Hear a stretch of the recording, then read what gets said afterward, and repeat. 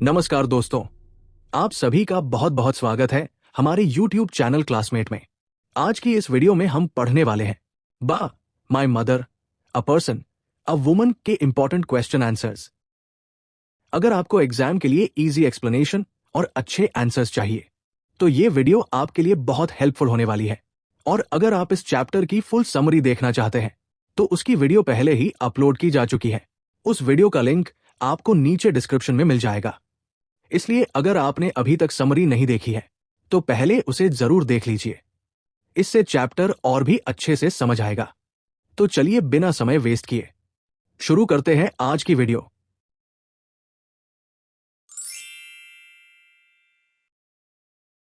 ये चैप्टर मूल रूप से गुजराती भाषा में दर्शना ढोलकिया द्वारा लिखा गया है और इसका इंग्लिश ट्रांसलेशन अशोक वैष्णव ने किया है। इस चैप्टर में ऑथर ने अपनी मां यानी बा के व्यक्तित्व को बहुत ही भावनात्मक और गहराई से प्रस्तुत किया है। यहां सिर्फ एक मां की कहानी नहीं है, बल्कि एक ऐसी स्ट्रॉन्ग वुमन की कहानी है जिसने समाज की कठिन परंपराओं, विडोहुड और लाइफ की मुश्किल परिस्थितियों का साहस के साथ सामना किया। यह चैप्टर हमें एक मां के त्याग, अनुशासन, साहस और इनर स्ट्रेंथ के बारे में सिखाता है। अब हम देखने वाले हैं शॉर्ट आंसर क्वेश्चंस, जिन्हें आप एग्जाम में 3 से 4 सेंटेंसेस में आसानी से लिख सकते हैं। तो चलिए शुरू करते हैं पहला important question. Question 1, why does the author say that my present picture of her is far more objective than it was then? पहले क्वेश्चन को समझ लेते हैं। यहां ऑथर यह कहना चाहती है कि पहले और अब बा को देखने के उनके नजरिए में क्या अंतर आया है। मतलब बचपन में ऑथर अपनी मां को किस तरह देखती थी और अब मैच्योर होने के बाद उनकी सोच कैसे बदल गई, आपको यही एक्सप्लेन करना है। Answer, the author says this because with time and maturity she now understands by in a more balanced and analytical way. During childhood she saw Ba only as a loving mother, but later she realised her strength, discipline, sacrifice, and courage in facing widowhood and social dogmas.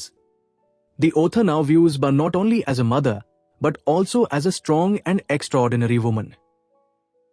अब इसे आसान तरीके से समझते हैं। देखो, बचपन में ऑथर अपनी मां यानी बा को सिर्फ एक लविंग मदर की तरह देखती थी, लेकिन समय के साथ उनकी सोच और अंडरस्टैंडिंग मैच्योर हो गई। तब उन्हें एहसास हुआ कि बा सिर्फ एक मां नहीं थी, बल्कि वे एक बहुत स्ट्रॉन्ग, डिसिप्लिन्ड और करेजियस वुमन भी थी। उन्होंने विडोहुड यानी विधवा जीवन और समाज की कठोर परंपराओं का बहुत साहस से सामना किया।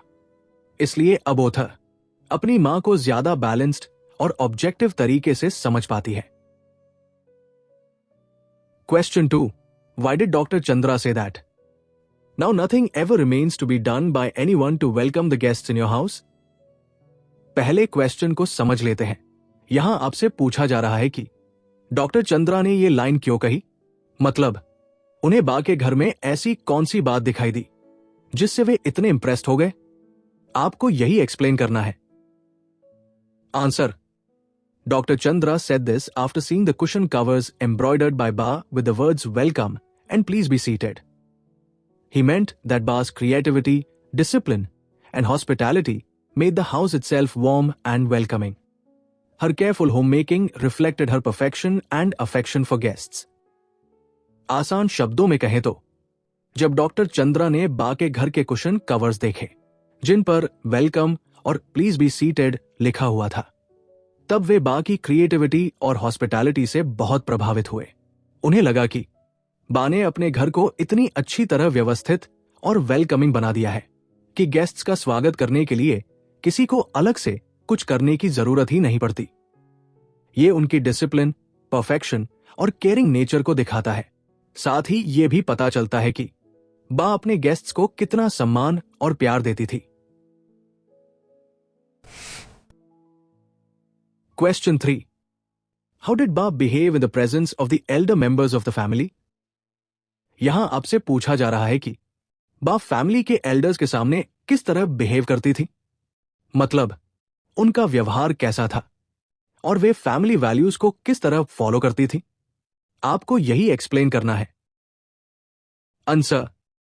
In the presence of elders, Ba behaved with great respect, humility, and discipline. She did not freely talk to her children before the elders and always followed proper family decorum. She and her children either stood or sat on the floor as a mark of respect. Through her behavior, Ba taught traditional Indian family values and believed in practice before you preach. अब इसे आसान तरीके से समझते हैं। देखो, बा elders के सामने बहुत रिस्पेक्ट और डिसिप्लिन के साथ बिहेव करती थी। वे फैमिली डेकोरम यानी पारिवारिक मर्यादा का हमेशा ध्यान रखती थी। एल्डर्स के सामने वे अपने बच्चों से ज्यादा खुलकर बात नहीं करती थी और सम्मान दिखाने के लिए वे और उनके बच्चे नीचे बैठते थे या खड़े रहते थे। इससे उनकी ह्यूमिलिटी और ट्रेडिशनल वैल्यूज दिखाई देती है। बात सिर्फ सीख देती ही नहीं थी, बल्कि खुद अपने व्यवहार से एग्जाम्पल भी सेट करती थी। इसलिए कहा गया है कि वे प्रैक्टिस बिफोर यू प्रीच में विश्वास करती थी। मतलब पहले खुद सही काम करो, फिर दूसरों को सिखाओ। क्वेश्चन 4। हाउ डिड बा earn the title madly in love with her husband? यहां आपसे पूछा जा रहा है कि बा को madly in love with her husband क्यों कहा गया? मतलब अपने पति के प्रति उनका प्रेम और डिवोशन किस तरह दिखाई देता है, आपको यही एक्सप्लेन करना है। Answer. Ba earned the title madly in love with her husband because of her deep love and devotion towards him. She avoided attending family functions without her husband and rarely stayed at her parents' house. Their relationship was based on mutual love and understanding. Even after her husband's death, Ba lived a simple life, wearing plain clothes and giving up ornaments, which showed her lifelong loyalty and emotional attachment to him. अब इसे आसान तरीके से समझते हैं। देखो, बा अपने हस्बैंड से बहुत प्यार करती थी। उनका अपने पति के प्रति डीप लव और डिवोशन था। वे अपने हस्बैंड के बिना फैमिली फंक्शंस में जाना पसंद नहीं करती थी और बहुत कम समय अपने पेरेंट्स के घर रुकती थी। इससे पता चलता है कि उनका रिलेशनशिप म्यूचुअल लव और अंडरस्टैंडिंग पर आधारित था। अपने हस्बैंड की डेथ के बाद भी बा ने बहुत सिंपल लाइफ जी। उन्होंने प्लेन क्लोथ्स पहनना शुरू कर दिया और ऑर्नामेंट्स यानी गहने पहनना छोड़ दिया। यह सब उनकी लाइफ लॉन्ग लॉयल्टी और इमोशनल अटैचमेंट को दिखाता है। इसलिए लोगों ने उन्हें madly in love with her husband कहा। अब हम आगे बढ़ते हैं दूसरे टाइप के क्वेश्चन पर, यानी शॉर्ट नोट्स की तरफ। ये क्वेश्चंस एग्जाम के लिए बहुत इंपॉर्टेंट है, क्योंकि इनमें आपको आंसर्स थोड़ा डिटेल में लिखने होते हैं। साथ ही ये क्वेश्चंस चैप्टर की इमोशनल डेप्थ और इंपॉर्टेंट इवेंट्स को भी समझाते हैं। तो चलिए देखते हैं पहला शॉर्ट नोट क्वेश्चन। क्वेश्चन 1।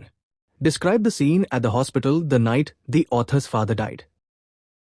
यहां आपसे पूछा जा रहा है कि जिस रात ऑथर के फादर की डेथ हुई, उस समय हॉस्पिटल का सीन कैसा था? मतलब हॉस्पिटल का वातावरण कैसा था, वहां लोगों की इमोशनल कंडीशन कैसी थी और ऑथर ने उस घटना को किस तरह महसूस किया, आपको यही डिस्क्राइब करना है। Answer. The hospital scene was a deeply emotional and gloomy experience for the 5-year-old author. She describes the hospital room filled with a gloomy light of electric lamps. Ba's face reflected the pathos of impending tragedy as she realized her husband's life was fading away. The author, overwhelmed by the sense of loss, stood clinging to the partition of the hospital room, watching her father's lamp of life slowly extinguish. It was an evening of profound sadness that remained fresh in her memory even decades later. अब इसे आसान तरीके से समझते हैं। देखो, उस रात हॉस्पिटल का पूरा वातावरण बहुत इमोशनल और दुख से भरा हुआ था। ऑथर उस समय केवल 5 years की थी, इसलिए यह घटना उनके मन पर गहरा प्रभाव छोड़ गई। हॉस्पिटल रूम में इलेक्ट्रिक लैंप्स की ग्लूमी लाइट थी, जिससे पूरा माहौल और भी उदास लग रहा था। बा के चेहरे पर भी गहरा दुख दिखाई दे रहा था, क्योंकि उन्हें महसूस हो चुका था कि उनके हस्बैंड की लाइफ धीरे धीरे खत्म हो रही है। ऑथर खुद भी बहुत दुखी थी और हॉस्पिटल रूम की पार्टीशन पकड़कर खड़ी थी। वे अपने पिता को धीरे धीरे लाइफ खोते हुए देख रही थी। Lamp of life slowly extinguish का मतलब है कि उनके पिता की जीवन ज्योति धीरे धीरे बुझ रही थी। यह घटना ओथर के लिए इतनी इमोशनल थी कि कई वर्षों बाद भी उनकी मेमा वाई में फ्रेश बनी रही। Question 2, comment on the relationship between the author's parents. पहले क्वेश्चन को समझ लेते हैं। यहां आपसे पूछा जा रहा है कि ओथर के पेरेंट्स के बीच रिलेशनशिप कैसा था, मतलब उनके बीच प्यार, समझ और रिस्पेक्ट किस तरह दिखाई देती है। आपको उनके रिलेशनशिप की क्वालिटीज को एक्सप्लेन करना है। Answer, according to the text, the relationship between the author's parents was one of deep love, mutual respect and legendary status. Ba was described as a perfect wife who was emotionally shattered by her husband's death at a young age. Their bond was so strong that even after his passing, Ba chose to live in silent revolt by giving up all finery, ornaments, and colorful clothes as a mark of her eternal devotion. They were the heroes of the author's world, and their relationship provided a stable foundation of values and affection for the family. देखो, other के parents का relationship बहुत deep love और mutual respect पर आधारित था। दोनों के बीच बहुत स्ट्रॉन्ग अंडरस्टैंडिंग और इमोशनल अटैचमेंट थी। बा को एक परफेक्ट वाइफ के रूप में दिखाया गया है, जो अपने हस्बैंड से बहुत प्यार करती थी। जब उनके हस्बैंड की कम उम्र में डेथ हो गई, तो बा अंदर से पूरी तरह टूट गई थी। लेकिन इसके बाद भी उन्होंने अपने हस्बैंड के प्रति डिवोशन बनाए रखा। उन्होंने ऑर्नामेंट्स और कलरफुल क्लोथ्स पहनना छोड़ दिया और सिंपल लाइफ जीना शुरू कर दिया। इसे कहानी में साइलेंट रिवोल्ट कहा गया है, यानी बिना कुछ बोले अपने प्रेम और लॉयल्टी को जीवन भर निभाना। ओथर के लिए उनके पेरेंट्स किसी हीरो से कम नहीं थे। उनका रिलेशनशिप पूरे फैमिली के लिए लव, वैल्यूज और अफेक्शन की स्ट्रॉन्ग फाउंडेशन था।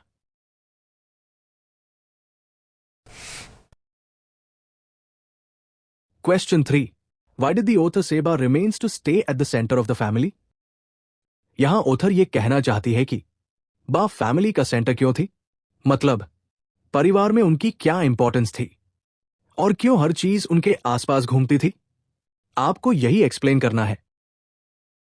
Answer, the author says this because Ba was the driving force and the emotional anchor of the household. Even after becoming a widow, Ba took on the responsibility of being a skillful homemaker and a caring mother. She kept the family together through her hard work, discipline, and unwavering commitment. Whether it was teaching the author humility in the kitchen or instilling self-respect, every activity revolved around Ba's presence. Even years after her death, her values and the way she unfolds in the author's memory keep her at the center of their lives. अब इसे आसान तरीके से समझते हैं। देखो, other बा को फैमिली का सेंटर इसलिए कहती है क्योंकि वही पूरे घर की सबसे इंपॉर्टेंट पर्सन थी। वे परिवार की इमोशनल स्ट्रेंथ और सपोर्ट सिस्टम थी। हस्बैंड की डेथ के बाद भी उन्होंने हार नहीं मानी, बल्कि एक केयरिंग मदर और स्किलफुल होममेकर की रिस्पॉन्सिबिलिटी संभाली। अपनी मेहनत, डिसिप्लिन और कमिटमेंट से उन्होंने पूरे फैमिली को एक साथ जोड़े रखा। बा सिर्फ घर का काम ही नहीं करती थी, बल्कि अपने बच्चों को अच्छे वैल्यूज भी सिखाती थी, जैसे ह्यूमिलिटी यानी विनम्रता और सेल्फ रिस्पेक्ट यानी आत्मसम्मान। फैमिली की हर छोटी बड़ी एक्टिविटी में बा की प्रेजेंस महसूस होती थी और उनकी डेथ के कई साल बाद भी उनकी यादें और वैल्यूज फैमिली के जीवन का हिस्सा बनी रहीं। इसलिए ओथर कहती है कि बा हमेशा फैमिली के सेंटर में रहेंगी।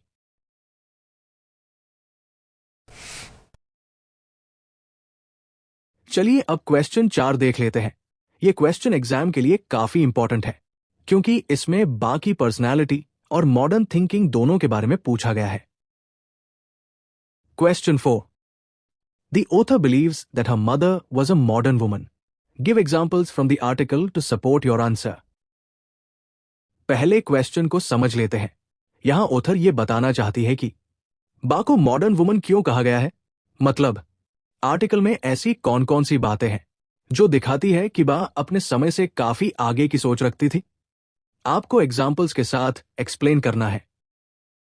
Answer: Ba was a modern woman because she displayed silent firmness and revolted against the regressive dogmas of her time. आसान शब्दों में समझे तो राइटर कहना चाहती है कि बा सिर्फ एक सिंपल हाउसवाइफ नहीं थी, बल्कि उनकी सोच बहुत स्ट्रांग और प्रोग्रेसिव थी। उन्होंने सोसाइटी की पुरानी और गलत ट्रेडिशंस का साइलेंटली विरोध किया। वे बिना किसी लड़ाई झगड़े के अपने एक्शन से ये साबित करती थी कि विमेन स्ट्रांग और इंडिपेंडेंट हो सकती है। Revolt against isolation. In an era when widows were confined to dark rooms, Ba would hold the author's hand and sit at the main gate facing the public road every evening. अब यहां पहला example दिया गया है। उस समय society में widows को घर के अंधेरे कमरों में रहने के लिए मजबूर किया जाता था। उन्हें लोगों से दूर रखा जाता था। लेकिन बा ने इन रूल्स को पूरी तरह एक्सेप्ट नहीं किया। वे हर शाम ओथर का हाथ पकड़कर घर के मेन गेट पर बैठती थी और पब्लिक रोड की तरफ देखा करती थी। ये उस समय की ऑर्थोडॉक्स थिंकिंग के खिलाफ एक साइलेंट रिवोल्ट था। इससे पता चलता है कि बा बहुत करेजियस और फियरलेस वुमन थी। Instilling self esteem. Instead of seeking pity, she taught her daughter to be proud and self respectful. यहां दूसरा इंपॉर्टेंट एग्जाम्पल दिया गया है। बा ने कभी लोगों से सिंपैथी या पिटी नहीं मांगी, बल्कि उन्होंने अपनी डॉटर को सेल्फ रिस्पेक्ट और कॉन्फिडेंस के साथ जीना सिखाया। वे चाहती थी कि उनकी बेटी खुद को कभी कमजोर महसूस न करे। इससे पता चलता है कि बा मेंटली बहुत स्ट्रांग वुमन थी और वे अपनी डॉटर को भी इमोशनली स्ट्रांग बनाना चाहती थी। Progressive teaching. She believed that teaching was about instilling rather than imposing. She encouraged confidence and taught the author not to cry over minor disappointments, preparing her for the challenges of the world. अब यहां बा की teaching style के बारे में बताया गया है।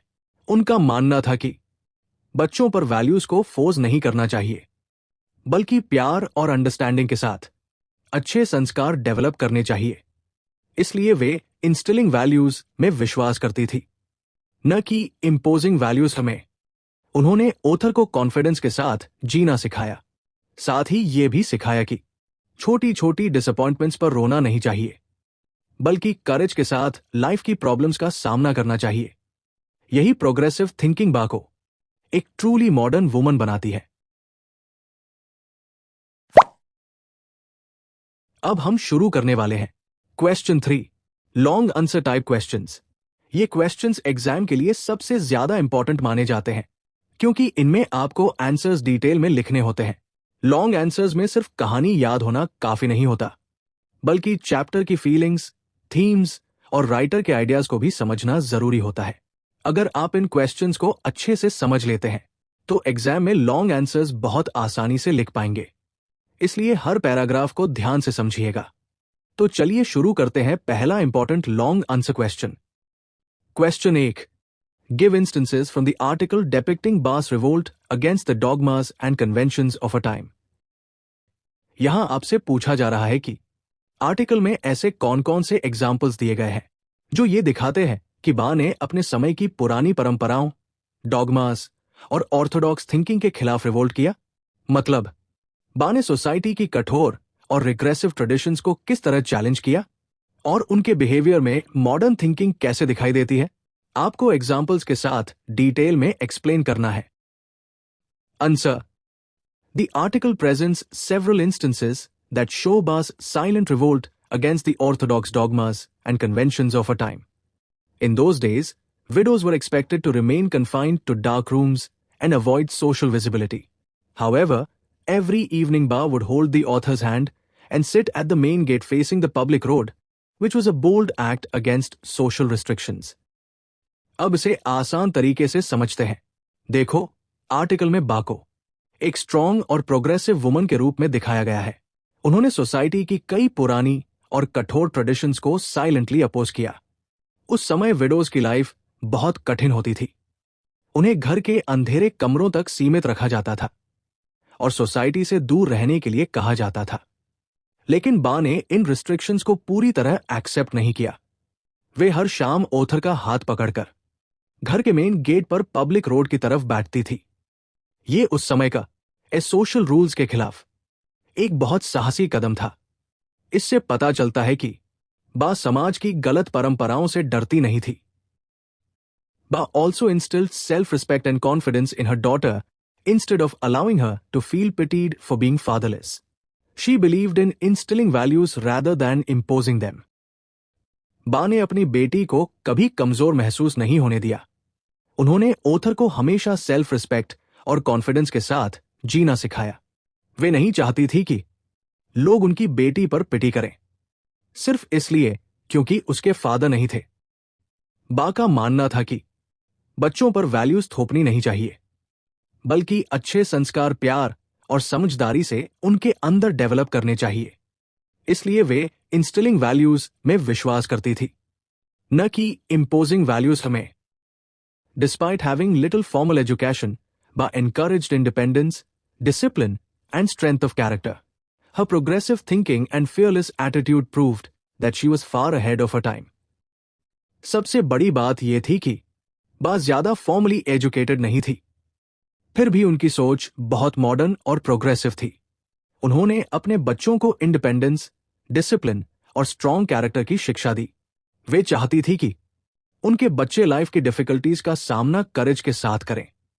उनका फेयरलेस एटीट्यूड और प्रोग्रेसिव थिंकिंग ये साबित करता है कि वे अपने समय से काफी आगे थी। इसलिए ओथर उन्हें सिर्फ एक मदर नहीं, बल्कि एक एक्स्ट्राऑर्डिनरी वुमन मानती है।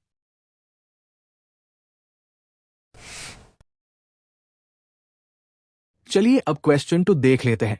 यह क्वेश्चन चैप्टर की इमोशनल डेप्थ को समझने के लिए बहुत इंपॉर्टेंट है, क्योंकि इसमें ओथर और उनकी मदर के रिलेशनशिप के बारे में पूछा गया है। Question 2, do you think the author is grateful to her mother? Why not?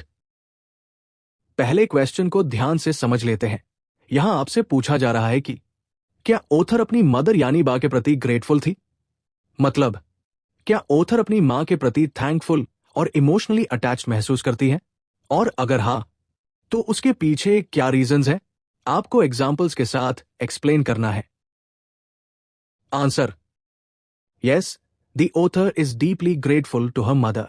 दो Ba was brought up in an orthodox society, she was far ahead of her time and taught valuable life lessons through her actions and behavior.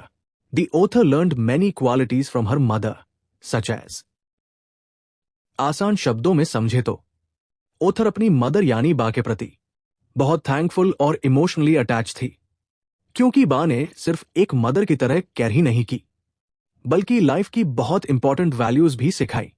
हालांकि बा Orthodox society में पली बढ़ी थी, फिर भी उनकी सोच बहुत मॉडर्न और प्रोग्रेसिव थी। उन्होंने अपने एक्शंस और बिहेवियर के थ्रू ओथर को लाइफ के वैल्यूबल लेसन सिखाए। First point, not to shed tears over minor disappointments and to have faith in God. सबसे पहले बा ने ओथर को सिखाया कि छोटी छोटी डिसअपॉइंटमेंट्स पर रोना नहीं चाहिए, बल्कि करेज और फेथ के साथ लाइफ का सामना करना चाहिए। उन्होंने ओथर को गॉड पर विश्वास रखना भी सिखाया। Second point, humility and discipline through helping her in the kitchen. बा किचन में मदद करवाकर ओथर को ह्यूमिलिटी और डिसिप्लिन सिखाती थी, यानी लाइफ में सिंप्लिसिटी, हार्ड वर्क और रिस्पॉन्सिबिलिटी कितनी जरूरी है, ये उन्होंने प्रैक्टिकल वे में सिखाया। Third point, the importance of good manners and a disciplined life. बा ने हमेशा गुड मैनर्स और डिसिप्लिन्ड लाइफ को इंपॉर्टेंस दी। वे चाहती थी कि उनके बच्चे अच्छे संस्कारों और प्रॉपर बिहेवियर के साथ बड़े हों। Fourth point, to stand for what is right with courage and confidence. उन्होंने ओथर को यह भी सिखाया कि हमेशा सही बात के लिए करेज और कॉन्फिडेंस के साथ खड़े होना चाहिए, चाहे सिचुएशन कितनी भी डिफिकल्ट क्यों न हो। Fifth point, to respect elders by using words like मुरब्बी and प्रणाम in letters. बा एल्डर्स का रिस्पेक्ट करना बहुत जरूरी मानती थी, इसलिए वे लेटर्स में मुरब्बी और प्रणाम जैसे रिस्पेक्टफुल वर्ड्स का उपयोग करना सिखाती थी। इससे इंडियन फैमिली वैल्यूज और रिस्पेक्ट कल्चर दिखाई देता है। Sixth point, to maintain high self esteem without becoming arrogant. सबसे इंपॉर्टेंट बात, बा ने ओथर को हाई सेल्फ एस्टीम रखना सिखाया, लेकिन साथ ही यह भी सिखाया कि कॉन्फिडेंस कभी एरोगेंस में नहीं बदलना चाहिए, यानी सेल्फ रिस्पेक्ट और ह्यूमिलिटी दोनों साथ होने चाहिए। The author proudly acknowledges that Bus shaped her personality and values. Therefore, she remains deeply thankful and emotionally attached to her mother. अंत में ऑथर प्राउडली मानती है कि उनकी पर्सनैलिटी, वैल्यूज और थिंकिंग को शेप करने में बा का सबसे बड़ा योगदान था। इसलिए ऑथर अपनी मदर के प्रति हमेशा डीपली थैंकफुल और इमोशनली अटैच रही। तो दोस्तों, आज की इस वीडियो में हमने बा, my mother, a person, a woman के इंपॉर्टेंट क्वेश्चन आंसर्स को डिटेल में समझा। उम्मीद करता हूं कि अब यह चैप्टर आपको अच्छे से समझ आ गया होगा और एग्जाम प्रिपरेशन में यह वीडियो आपके लिए हेल्पफुल रहेगी। अगर वीडियो पसंद आई हो तो लाइक जरूर कर दीजिए, और अगर आप चाहते हैं कि अगली वीडियो किसी पर्टिकुलर चैप्टर या टॉपिक पर आए तो उसका नाम कमेंट में जरूर बताइए। अगर आप पहली बार हमारे चैनल क्लासमेट पर आए हैं तो चैनल को सब्सक्राइब करके बेल आइकन भी प्रेस कर लीजिए, ताकि ऐसी ही आसान और एग्जाम ओरिएंटेड वीडियोस आपको लगातार मिलती रहें।